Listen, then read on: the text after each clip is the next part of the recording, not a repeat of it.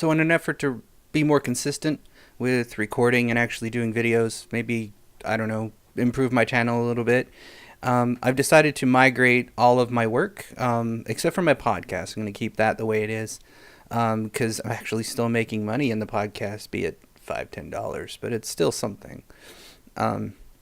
Which I do it for fun anyways, and I'd really like to get something different on that particular channel. But this in particular, I'm going to convert all my blog posts, all my writings and stuff, and maybe shamelessly self-advertise my book on this channel too, which is on Amazon. If you so choose, just search my name. You'll find it. It's based on religion and faith and belief, and how it's a very tribal and retarded thing. But this particular video, I'm going to be discussing something pretty fun, something that you may or may not have heard about, but let's premise it like this. When you talk to anybody from the left or the right, or people in the media, for example, they all say, well, studies and research says, as if they have a scientific backing to their claims. So research says, or studies have shown that blank, right? Well, there's a problem with that. What research? What studies? Is this research credible? Is the research sound? Was the framework good? Did the research actually say what they're saying? Or was it a little offshoot and really had nothing to do with what they're talking about? A good example would be the study about women having bigger figures is more desirable, studies have shown, or something like that. It was the body positivity movement claiming that plus size models are more desirable than the skinny models for some reason. And then they cited the study, and if you dig a little bit, actually Lauren Southern did a piece on this particular one, the reason why it comes to mind, and she found the study that they're claiming, which I've also looked up because I did the same research and digging, but I just didn't make a video on it because, well, she beat me to it, to be honest, and I don't really like doing the same work everyone else does. I'm trying to make, as PewDiePie would put it, original content. But at any rate, this study basically found that the angle of one's pelvis at a 45-degree angle from their spinal curvature was more desirable. So basically butt out, right? Which high heels push a woman to do. And the reason that women wear high heels is not because they're just short. That's part of it, right? So they'll wear heels that'll give them like a 6-inch heel advantage, if you will. But also, to stand in high heels properly, it requires you to curve your spine ever so much to balance on your toes. Otherwise, you just fall over. You can't really stand in them properly without kind of curving your back, which requires you to stick your butt out a little bit. This is a desirable trait to attract men, and the height also helps somewhat, depending on what type of woman wants to be like that. And it's just the way you have to stand in order to balance, and it's a desirable trait. But this website, I think it was The Guardian that put this thing out, claimed that plus-sized women were more desirable because this study says, or this study research shown. Really, it didn't. Other times you'll see these same claims, especially I've seen it in the feminist circle in particular, but I've also seen it from the alt-right with the race realization, saying that the bell curve, for example, proves their case that stupid cats, knock it off. That the bell curve proves that racial differences across intelligence is a true thing, but anybody that actually studies intelligence knows that racial differences have little to do with it, and it has a lot to do with environmental factors, the development of the children, depending on where they're from, and the push from the parents to have the child be more active mentally, improving their mental faculties. In fact, one of my favorite things that I've read in studies regarding intelligence is the more books you have, and the more the children read those books, the more likely they'll be able to be more successful in school and do better and possibly improve their intelligence. Now, I've also read studies that saying that moving up and down in the intelligence IQ factor, the G scale, or the X factor, if you will, is extremely difficult, and they don't exactly know how it works just yet.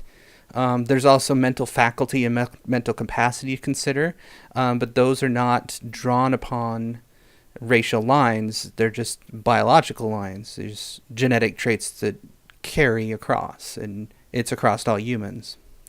In the feminist circle, what I'm referring to, though, is they have studies where you might have seen this. There's a guy I follow on Twitter, New Real Peer Review.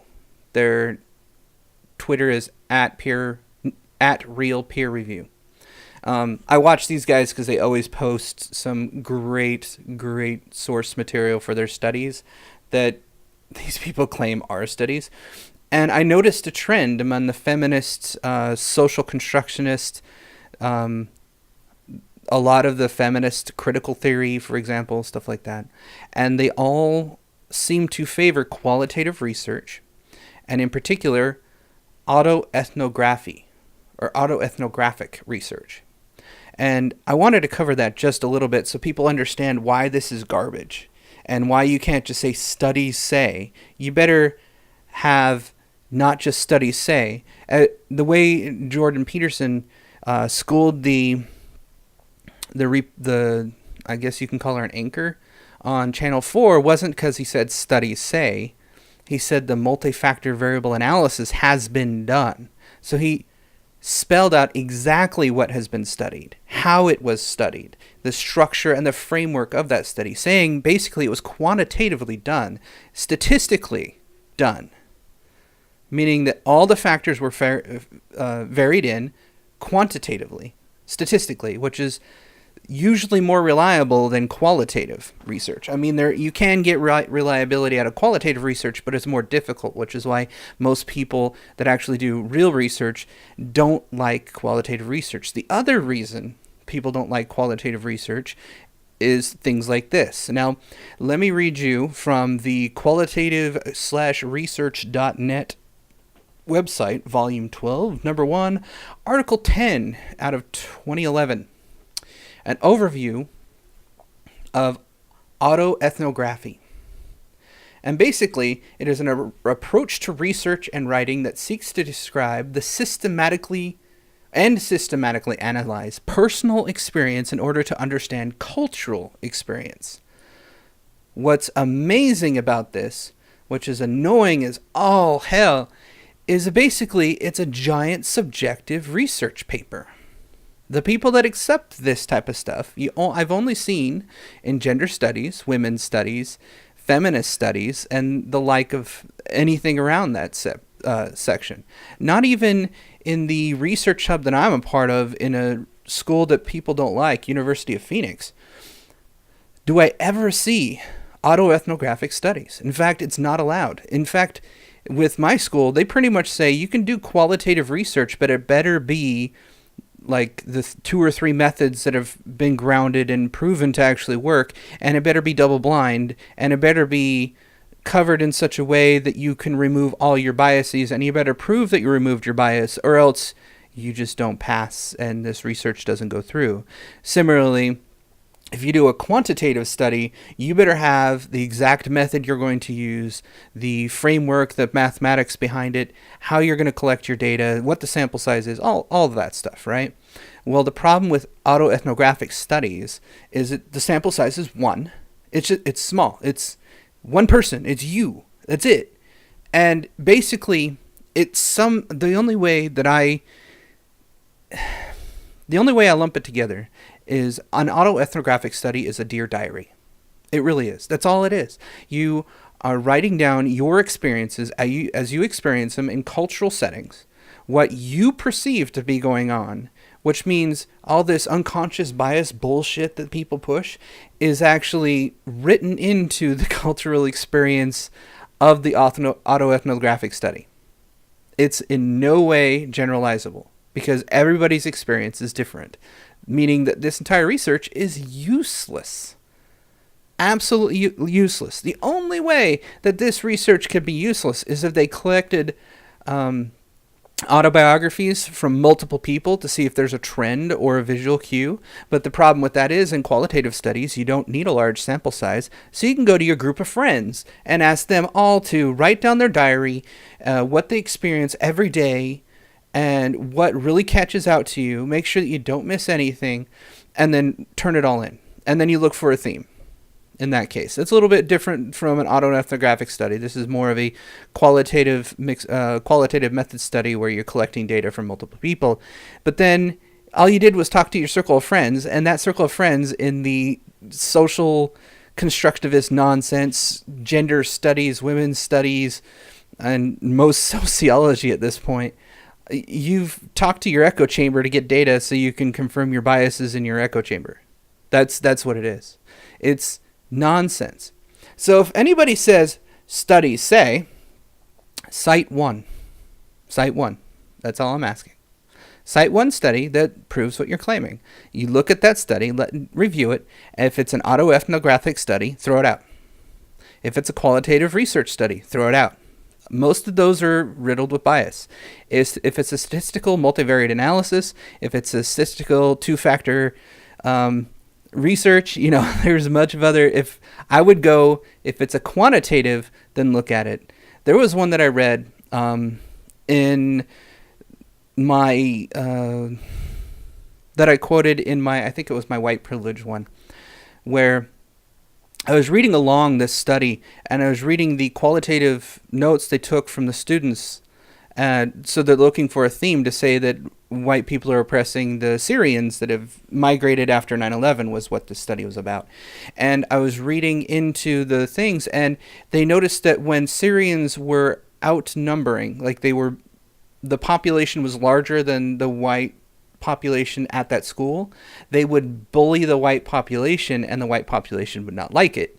However, when the tables were turned, the white population was the majority and the Syrian population was minority, the Syrians would still get aggressive, but not as much because they were outnumbered by the white majority. Meaning that their culture did not mix necessarily. They had animosity toward the white people, obviously, because they would bully, attack, fight, and gang up on individuals when they were in the minority. In the majority, they would just own the school. Like, they would just beat up anybody that mouthed off to them. And one of the things that stood out, because it reminded me of my bullying experiences, they would bring their friends, they would bring their family, they would bring their cousins, because they were all kind of related, as they put it. And they would show up with their cousins, their brothers, and their whatevers, and just beat the shit out of you. So 6 or 7 against 1, maybe 2 people, if you had a friend with you. My personal experience, I think I had 10 at one time beat me up because I couldn't run fast enough at that point. That wouldn't happen anymore. I didn't fight back then. I'd fight back now. But I digress. My point to that one is they did a qualitative study. And while I noticed these trends where the fighting would occur from the Syrians in the populations, but when the whites were the majority, they seemed to oppress the Syrians because they're non-white students, is what they would assume. So this entire study said white oppression is a real thing because when they're the majority, they oppress the ones so that there's no violence. But when they're the minority, they cluster together more and single out individuals and then oppress the majority, and they tend to, I can't remember how they put it. It was absolutely ridiculous. Basically, they said that white people are racist, whether they're the minority or the majority, but it's more so when they're the majority. And I read all the qualitative collection because they put their data in the study, and I was like, how the hell did you get this narrative of they would beat up, like the white people are getting beat up, but yet they're still oppressing people? That made no sense to me. If you're oppressing somebody, you're not going to get your ass kicked. You're going to be the ass kicker. It doesn't make sense to flip that on its head. And the same goes for any other study that you might come across. If you see an autoethnographic study, immediately throw it out. It's a Dear Diary. It really is. If you see qualitative research, you can read through it a little bit, but my recommendation is, if you're actually reading the research and you're weird like me, skip right to like the chapter 3 or 4 and read through the data, and then their conclusions are at the end. Just skip the first 2 because it's their premise, their construction of the framework. You might want to read like the first paragraph or so and maybe the abstract so you kind of know what they're talking about. But then skip right to the end, look at the data. If their data does not align with their hypotheses, but they come up with a hypothesis that suits their narrative anyways, you know it's full of shit. If you see it's autoethnographic, you can throw it right out the goddamn window. It's a Dear Diary. It's not research. In conclusion, autoethnographic studies. If you really want to take a look, I'll leave a link in the description of the history of it. This write-up is actually pretty nice, and you can see why I throw it out. It's good for therapy, just like a diary would be, but it's as a research methodology, it's garbage. It's loaded with bias because you're just writing your personal perceptions and then going, oh yeah, that kind of fits my narrative.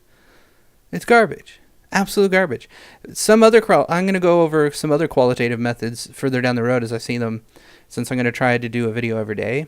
And you'll see what else I'm talking about when you see qualitative research, and you'll always see them out of the critical race theory, the feminist theory, the women's studies, the gender studies. All of these use qualitative methods because they're the easiest to prove their narrative. It's garbage. So they don't really have great science behind them to begin with.